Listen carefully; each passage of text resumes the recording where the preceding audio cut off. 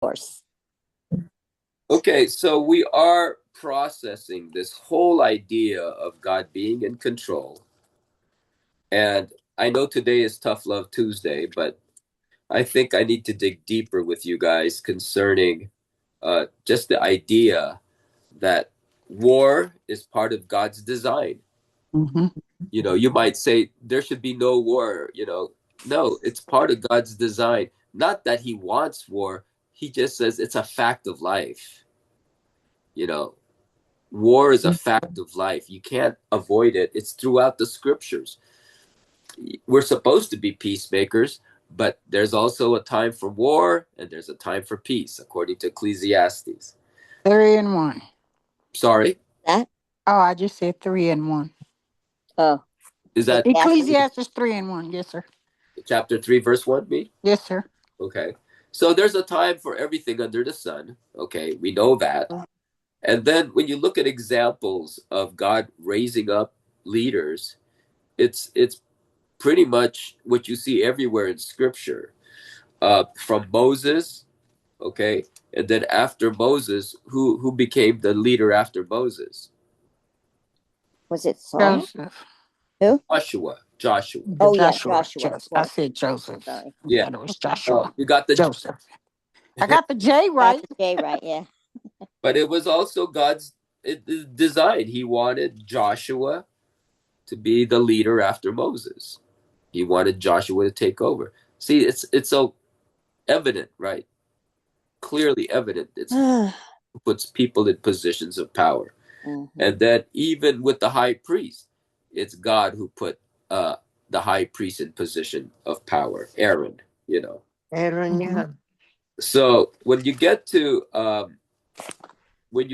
book of Judges, which our brother David has been reading, and oh, David, you're not here. No, I thought he was here. He's not here? He was a minute ago. Yeah, he was for a second. Yeah, he's busy on Tuesdays. He has his ministry. So but he was, did you hear him come in? Yeah, he tries to log in. Oh, I see. I understand when he has to come in and out. Yeah. Can I say one thing also, Pastor Berta?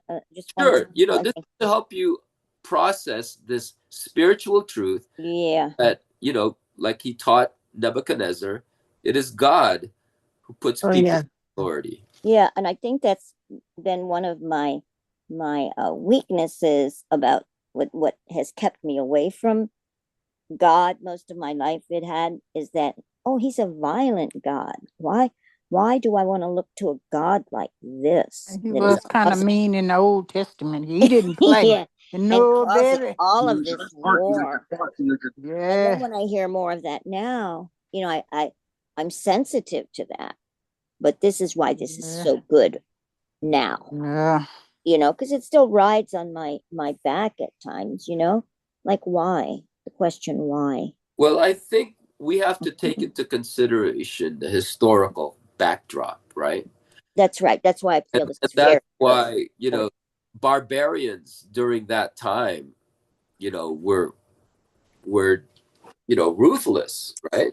They were ruthless.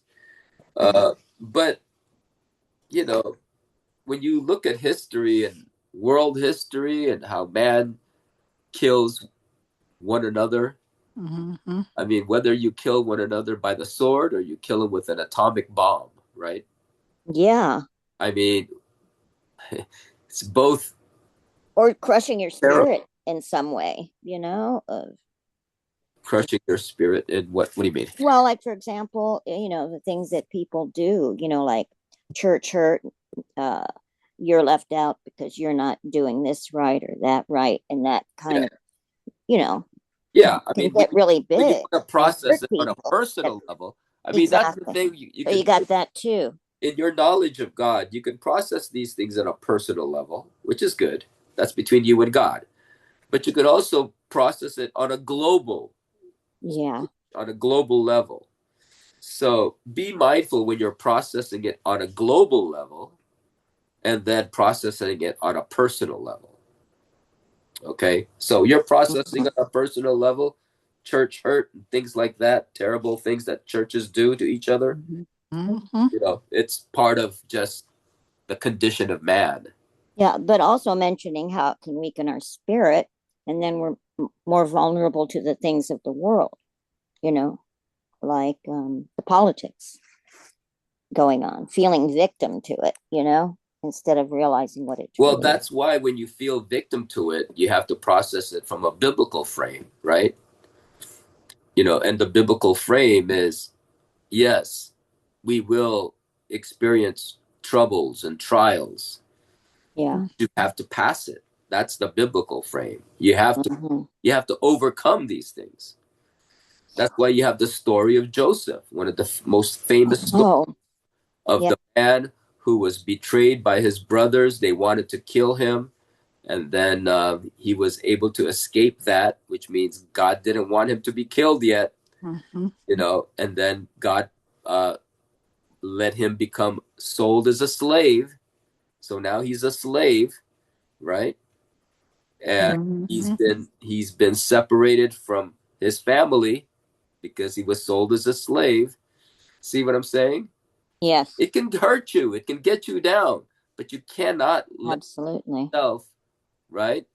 Well, that's why this is very, very good. Yeah, you can't let it sink deep into your spirit. You have to, process. Well, how did Joseph work it out? Well, he did very well. He did very well as a slave of Potiphar's household. And when he did very well as a slave in Potiphar's household, what happened? Potiphar's wife wanted to sleep with him. Right. And then she falsely accused him. She lied. Of, trying to rape her, basically. Yep. So he was sent to jail. Now, I'm giving you some of this historical perspective, right? He was sent to jail, but my understanding, and I think I've come across this from scholars or pastors, he should have been put to death. A slave. He should have been or could have been. The master's wife. Mm-hmm. And he wasn't put to death. God saved him. But I think Potiphar, he saw the integrity Joseph had, and he basically said, I got to do something. I can't kill him, but I'll put him in jail. So he ended up in jail for being falsely accused as raping his wife or trying to. Mm-hmm. Okay. So he's in jail. He's been sold as a slave. He did well as a slave. He's now in jail. While in jail, what happens? He interprets dreams. I gave him that gift even before he was in jail, right? He was a dreamer. And so what happens? Well, while in jail, we don't know. I'm not sure how long he was in jail. I would assume years. While in jail, he ended up doing well in jail as well. Everywhere he went, he did well. The coat of many colors. Exactly. And then so after that, he was able to get out of jail because he was able to develop the reputation that he had the ability to interpret dreams. And the leader of Egypt, right? The Pharaoh of Egypt was given a dream. Here is Joseph being called out of prison to interpret this dream. He interprets it right. And so now God and the Pharaoh, obviously, right? The Pharaoh puts him in second position of power. Right? The gold on his neck and a purple robe. Just after, you see what I'm saying? Just below the Pharaoh. Well, who put him there? God did. God did.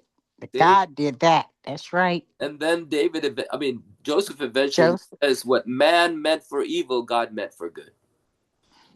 See, so he still had the right perspective. What man meant for evil, no matter how many terrible things happen, he says God made it for good. Yeah. So we have to have that attitude, and we have to learn that lesson that no matter how many times you experience a setback or how many times people hurt you, wherever, this is personal level. He even helped his family, his brothers. I know. Yeah. So imagine that. They were in famine. Yeah. So God used it for good. And so that's the personal perspective, but from the global perspective, you got to shift gears from global to personal. From global perspective, God put him in number 2 position of power. So where were you going to go in the Bible today? Examples of people who have been placed in power by God. And how messy, another step into messy the world can be with all these wars.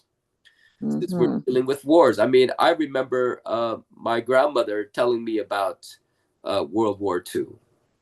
Okay, what she was experiencing in World War II. Very messy. Okay, so Clara's, my wife's dad and grandfather, they gave me a little bit of insight to World War II. You see that? I mean, they're describing heads being chopped off and bayonets being used. Oh yeah, in your inside the foxhole, the Japanese would see you. They will just use their bayonet. Yeah, so the bayonet was something that I was told, and I mean, see how messy it can be, and that's why, you know, where's God in this picture? You know, it's World War II with all the Jews and being, you know, exterminated. So all those things. God is still in control. God has a purpose. So when we get to the book of Judges, there's just that's right. There's just certain highlights in the book of Judges that I want to. What chapter, Pastor? I think we're going to look at chapter 3. Okay.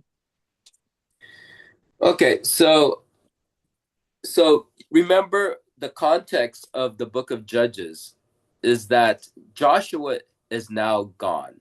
So now who's the next leader? There's no mention of the next leader. No. Almost like everybody has to do their best to look to God on how to live in this land and then wait for God to give them directions as to which land they should go after. Okay? So that's kind of the dynamics of what's going on in the book of Judges. There's no leader. That's very clear. But you know what? God raises up leaders depending on the situation. And so that's what we're going to learn in the book of Judges. So let me read chapter 3. These are the nations the Lord left to test all those Israelites who had not experienced any of the wars in Canaan. See, war is a part of life. Right here, it's already telling you he wanted to teach those Israelites how to fight in these wars. You know, some of them didn't experience wars. So he's teaching them. He's teaching, he's kind of leaving these enemies, you know, to survive so that they'll eventually get into a war with each other. And then they're supposed to defeat them and then occupy the land. You guys understand that's the way history works, right? Okay. Verse 2. He did this only to teach warfare to the descendants of the Israelites who had not had previous battle experience. The 5 rulers of the Philistines, all the Canaanites, the Sidonians, the Hivites living in Lebanon mountains, living in the Lebanon mountains from Mount Baal Hermon to Lebo Hamath, they were left to test the Israelites to see whether they would obey the Lord's commands, which he had given their forefathers through Moses. And what was the command that God was giving them? Take the land. Yeah. Right? Obviously, all the rest of the 10 commandments, but the context is, you know, go take the land. Which God promised to the forefathers. Okay. The Israelites lived among the Canaanites, Hittites, Amorites, Perizzites, Hivites, Jebusites. They took their daughters in marriage. See, now this is where you have the foreign wives, mixed marriages, right? Is there anything wrong with mixed marriage today? I think so, Pastor Bert, but I could be wrong. It's just my opinion. Sure, there's nothing wrong with mixed marriages today. Yeah. It's not biblical. It was only in context of the Israelites. The Israelites had to intermarry among the 12 tribes. It's to keep the genealogy pure and to keep their religion pure, right? They weren't allowed to marry foreigners because God basically was telling him, if you marry a foreigner, you'll start worshiping their gods. And in the Bible, it says, don't be unequally yoked, which means don't marry people who have a different religion from you. You should always marry the same. So you could be a different nationality, but if you believe in Jesus like I believe in Jesus, then it's not unequally yoked. So hopefully that clarifies this considered misunderstanding of, whether you can have mixed marriages or not. It has nothing to do here weekly, God. Physical. Thank you, Lord, once again for giving us a moment of dry weather. So let me fix this, guys. Oh, it's already done. Okay, so I hope that clarifies things, because I know there are some Bible believers out there who thinks you're not allowed to marry a different race. That's only for the Israelites, and that's only in context of so that you won't follow the worship of the foreign gods. Okay, so hopefully that makes it clear for everybody. So verse 6, I'll read that again. Chapter 3, verse 6 in the book of Judges. They took their daughters in marriage and gave their own daughters to their sons and served their gods. See, that's why, everybody sins, but you cannot commit the sin of disloyalty to God. Right. You're worshiping another God. I mean, I can see you guys commit sins here and there. Okay. But once you start worshiping another God and you said, I'm not going to worship Jesus anymore, that's fatal, right? That's basically the blasphemy of the Holy Spirit, which can... No other God. Yeah, that's exactly it. But you see that they were committing that kind of sin. Okay, then it says the Israelites did evil in the eyes of the Lord. Okay, when we're reading this in the book of Judges, get ready for God to punish his people. That's what we're learning here, right? We talk about tough love Tuesday. This is the tough love. If they were doing evil in the eyes of the Lord, they forgot the Lord their God and served Baals and Asherahs. See, they were basically committing spiritual adultery, right? You're supposed to be married to the God of Israel, and you're saying, I'm going to sleep with this God and this God. That's how hurtful this sin is to God. And they were doing that. Well, when they're doing that, what's God going to do? See? Well, let's read. The anger of the Lord burned against Israel so that he sold them into the hands of Cushan Rishathaim, king of Aram Ha'aram. Okay. Naharim. Yeah. To whom the Israelites were subject for 8 years. Okay. So what does God do when they commit this kind of sin of worshiping other gods? They turned them to Yeah, it says he sold Aram. them. He sold Yes. them into the hands of the enemy. Yes. So from a biblical perspective, when a Christian nation, right, starts to go away from worshiping the true God, pay attention when you see that happening, because it's like they used to love God. America used to really love God, and now they're going astray, and they're starting to worship other gods. So when that's going on, God is ready to, judge. See, so in this case, the judgment looked like this. The Israelites were subject for 8 years. Okay? The enemy ruled over them for 8 years. Now, this is in the Old Testament. You're hopefully picking up principles here. Now, when we get into the New Covenant, and when we're starting to process these things that we're learning from the past into today, it's got to be more. You got to be more careful about how to sort that out. You guys understand that, right? You just got to be more careful, because this is the Book of Judges explains different scenarios, but there's a similar pattern. So like, for example, maybe there are some states, from our point of view here in America, maybe there are more states that are forgetting about God. And so what does God do? He lets the Muslims take over. Yeah, it's the Muslim. So he can get the Muslims to take over a city. Okay, that could be applicable. Again, you could just process it. What I hear, Muslims are taking over places like London. They're taking over places like Paris or France. Mm-hmm. They're taking over Sweden. So there's a lot of things going on, all because of, they're dealing now with a population that is insisting on having the Sharia law, being applied. And from what I hear, what's going on in London or in Britain is that they're losing their identity as a Christian nation. Wow. Do you see how you can process these things? But it's not something to freak out. Do you think God allows that to happen, Pastor? Of course. Yes. Yeah. Yes. Yes. And that's what it says.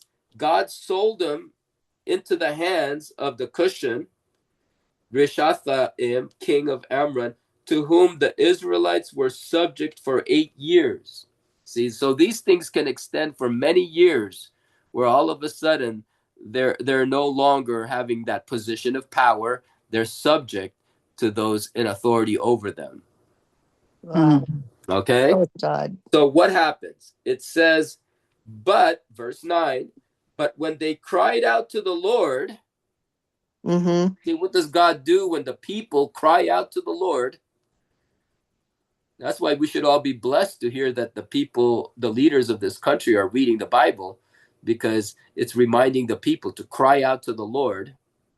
When 9/11 happened, the churches started to get filled, because they all wanted to cry out to the Lord. That's a good thing. When we're all crying out to the Lord, when terrible things are happening. But look what it says, verse 9. So Judges 3:9. But when they cried out to the Lord, he raised up for them a deliverer. Again, who's in charge of putting people in power? God. God raised up a man who would be their deliverer, and also known as a judge in the book of Judges, right? So his name is Othniel. So God raises a man, right? When the people cry out, right? God, save us. We've been under this rule, and we've been subjected to them. We're desperate. Now we're crying out to God for help. What does God do? He sends him a man. His name is Othniel. Okay? And then what does he do? Othniel, son of Kenaz, Caleb's younger brother, right? Supposed to be the deliverer, Messiah-like figure, the deliverer who's going to help us with our enemies. So it says, he's the one who saved them. So Othniel saved them. The Spirit of the Lord came upon Othniel, so that he became Israel's judge and went to war. See that? God raises up a man to have him go to war against the enemies of the people of God. Yeah. The things that were written in the past, like what we're reading now, supposed to teach us. And then, Lord, what happens? It says, okay, the Spirit of the Lord came upon him, so that he became Israel's judge and went to war. The Lord gave Cushan-Rishathaim, king of Aram, into the hands of Othniel, who overpowered him, right? Yeah. This Cushan king, for the sake of, you know, the king of Amram, I guess you can say. So God raised up one man, okay, to Yes. fight this king, okay? Remember, the king was the one who was ruling over God's people. Mm-hmm. And it got so awful, and he was not a righteous or just king. He just treated them, I'd say treated them so horribly that, you know, they were crying out to God, help. Okay. So the land had peace for 40 years until Othniel, son of Kenaz, died. This is to give you, if you're reading the book of Judges, this is to give you an understanding of a pattern that takes place with the Israelites here. You now see a global perspective, but now you can see also a personal perspective for yourself in processing this. Okay? So Yeah. Change of power. who wants to process it from a personal perspective? Does anybody have any clue, any idea that, how about when things are going well for you? Okay, things are going easy. Mm-hmm. Maybe, you know, you're kind of starting to be not on guard, you know, you're more relaxed. Maybe Oh, yeah. you can dabble with a little sin here. Maybe you can dabble in the wrong relationship. You know, you shouldn't be with this person, but you're going to get together with them anyway because things are just going your way. So why not get involved with a person who doesn't love or honor Jesus the way you do? And if they say, I like Jesus, I love Jesus, but they're lying to you and you don't have the discernment to pick that up because you're so focused on wanting to be with this person. Okay. On a personal level, what'll happen? Well, maybe next thing you know, they're going to be overtaking you. Maybe they're controlling your life. Maybe all of a sudden you don't focus on being with God's people or going to church anymore. See? And all of a sudden she's introducing you to sex, drugs, and rock and roll, and you're saying, sure, why not? Next thing you know, this is happening for years and years, and you're miserable because you've gone astray. Wow. And what you're supposed to do is cry out to God, Lord, my life is miserable. I messed up. Save me. And then God will send you someone or the word of God to you so that you can get your act straightened out and get back on track and start being with the Lord again. Those things can be years. In this case, it was only 8 years. Believe me, some can be much longer than that, and we'll read about that if you read into the story of the judges. But they did eventually they experienced peace. And see, so you know, once they cry out to God, God then comes and helps them, and everything starts to be at peace again. You know, you're made whole again. And it says it was like that for 40 years, as long as that leader was there. But what happens when that leader dies? Turmoil. You stop worshiping God because that leader was someone that was helpful, but you didn't really focus on God as like you should. You were more focused on the leader. So what happens when that happened? Well, you read verse 12. Yeah. It looks like they don't learn. They did again, you know, Once again, evil things. Yeah. let's read it. Once again, the Israelites did evil in the eyes of the Lord. See, so we can be good. That's why this is a cycle you need to pay attention. We Yeah. could be good for 40 years. I've been good for 40 years. Yeah. And You know, how easy it is to fall back into doing evil in the eyes of the Lord. And here we are again. And because they did this evil, the Lord gave Eglon, king of Moab, power over Israel. Here we go again. yes. So the enemy again conquers you. right?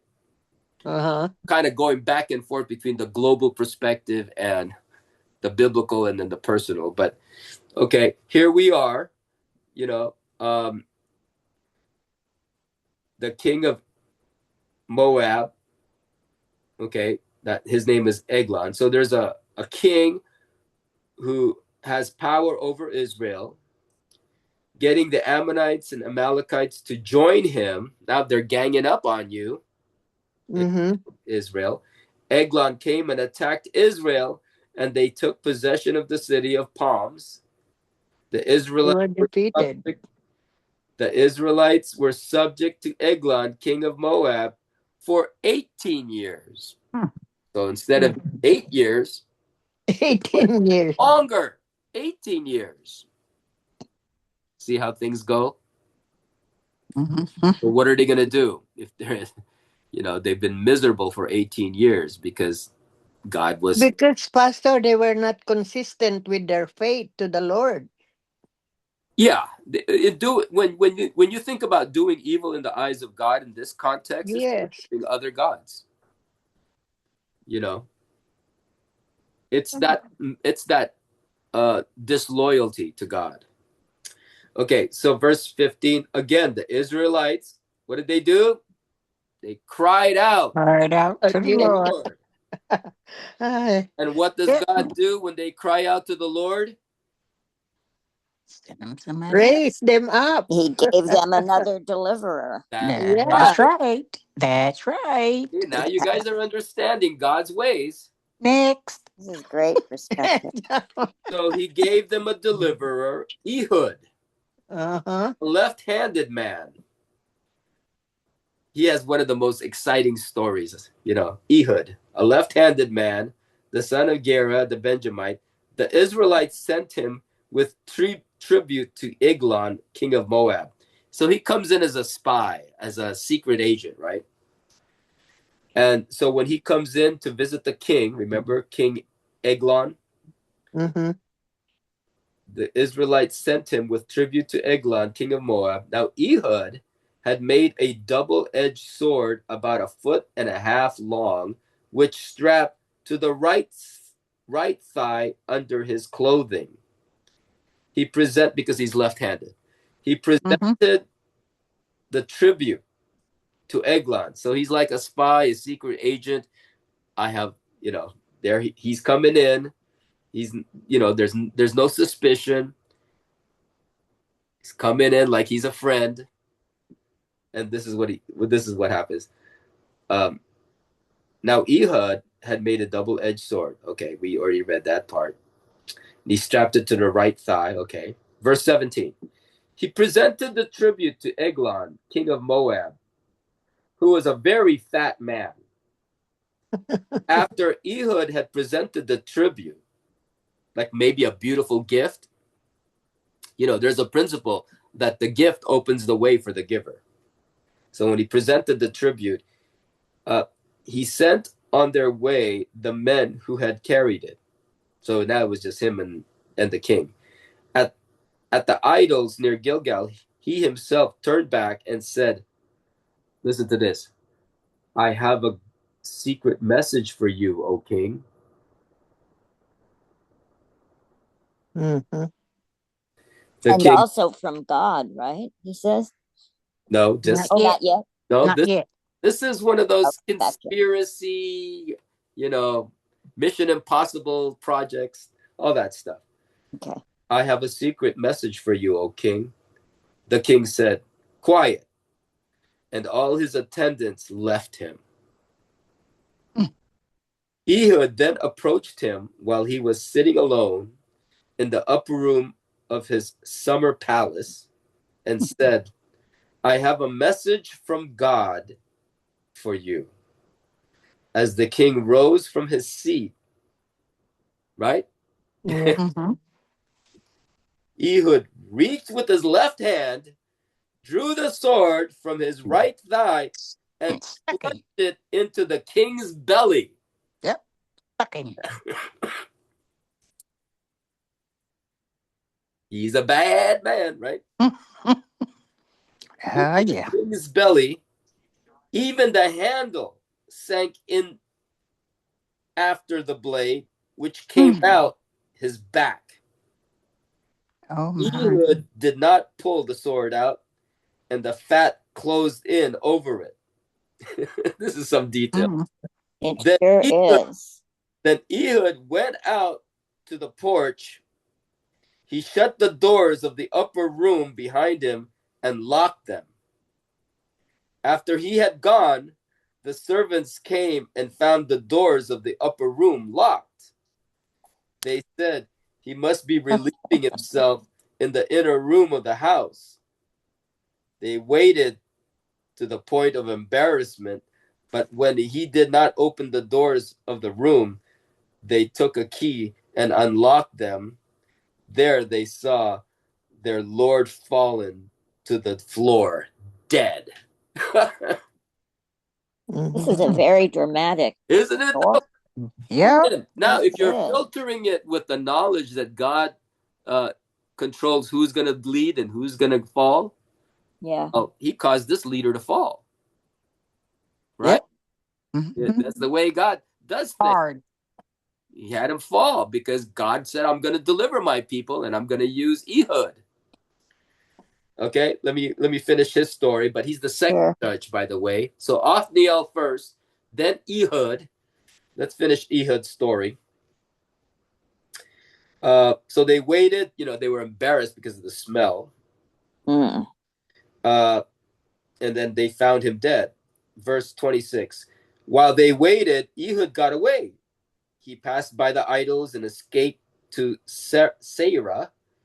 When he arrived there, he blew a trumpet in the hill country of Ephraim, and the Israelites went down with him from the hills, with him leading them. Follow me, he ordered, for the Lord has given Moab, your enemy, into your hands. Okay, that's the kind of leader he was, right? He basically now became a general, an army leader. And they followed him down and taking possession of the fords of the Jordan that led to Moab. They allowed no one to cross. At that time, they struck down about 10,000 Moabites. Yes, unbelievable. Truly. All vigorous and strong, not a man escaped. That day, Moab was made subject to Israel, and the land had peace for 80 years. Wow. Wow. But again, do you see what history's showing us from the filter of God being in control? Yeah, he raises up somebody when the people cry out to God. So what we should be doing, a nation, to follow this example, Wow. we're seeing the enemies taking over. We're going to keep crying out to God. The killing is too much, Pastor. That's what I was saying, Ophelia. I will raise a leader. It really is. That leader should direct us back to God. Okay, you were saying, Ophelia, what was that? I mean the killings, just to change the power. Yeah, they've been killing each other. That's war. Yeah. That's just the reality of war. People die. Yeah. Who else had a comment? Well, I was just agreeing with Ophelia. That's what I was saying first off is why it was hard for me to absorb all of it. Yeah. Especially as a kid. It's like, oh, what is all this violence, Yeah. Yes. So hard. God has a purpose under the sun. Sure. And we just fix our eyes on the purpose. And, there's Christians all over United States that pray. You know that. Yes. National Day of Prayer coming up in May. So we are supposed to keep praying. And we are supposed to keep praying for this country and the leaders of this country for God's will and purpose to prevail, right? And that we would have a peaceful life. And, that we can still worship in freedom and in peace. So there are other countries who actually work. I think Lebanon at one time had a lot of Christians, and they got overpowered by the Islamic rule. And a lot of Christians, they pretty much, were leaving. Yeah. And that they diminished in population. So there's a lot of examples like that. See, that's why we need to keep praying that we won't be conquered by our enemies and forced to worship their God. You know, now, if you understand a little bit the history of Iran, they used to be a free country. You know, they were known as like the Europe of the Middle East. They were like the Paris of the Middle East, I think they were referred to as. You know, so they had a lot of freedom. And then when the Ayatollah took over, they shut down that country. Yeah. Into becoming more Islamic with their Sharia law. And they turned out to be like that for 47 years, if not 50 years, right? 47 years. Yeah, and what's happening now? There's a good chance they might be set free. Yes. See, that's all we can do to process these world events, you know? Because I don't know if you guys saw the Iranians, you know, going out into the streets and saying, yeah, you know, set us free from the Islamic rule in Iran. They were all, you know, they're thanking Trump for, you know. They're crying out to God for that, right? Yes.